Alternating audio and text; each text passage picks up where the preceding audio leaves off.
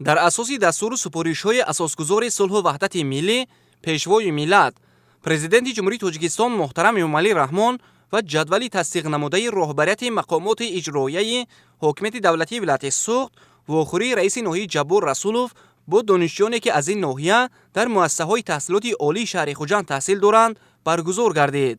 зимни мулоқот таъкид карда шуд, ки имрӯз дар партави сиёсати маорифпарваронаи пешвои миллат барои таҳсил, омӯзиши илмҳои замони муосир ва рушди ҳамаҷонибаи ҷавонон дар мамлакат тамоми шароит муҳайё гардидааст.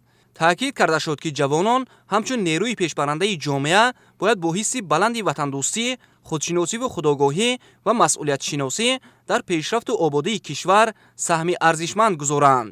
ҳамзамон дар рафти вохӯрӣ оид ба вазъи ҷаҳони муосир, хатару таҳдидҳои замон, аз ҷумла таъсири фарҳанги бегона, ифротгароӣ, терроризм ва истифодаи нодурусти шабакаҳои иҷтимоӣ андешаронӣ карда шуд.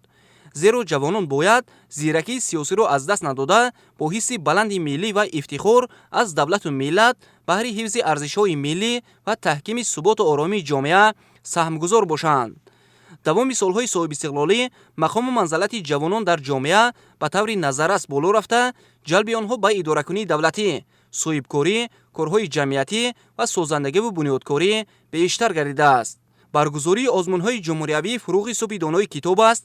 ин фуруғи маърифат, Тоҷикистон ватани азизи ман ва шоҳномахонӣ ҳамчун иқдомҳои муҳими фарҳангиву маърифатӣ дар тарбияи насли соҳибмаърифат нақши муассир доранд.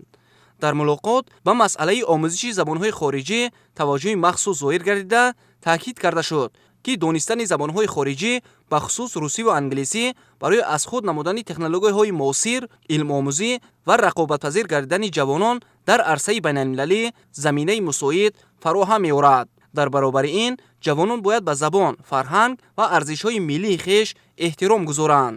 дар мулоқот аз ҷавонон даъват ба амал оварда шуд, ки аз неъматҳои истиқлолу озодӣ, сулҳу ваҳдат ва соҳибдавлативу соҳибватанӣ шукргузорӣ намуда, донишгоҳро бо баҳои хубу аъло хатм карда, баҳри пешрафти ватан саҳмгузор бошанд.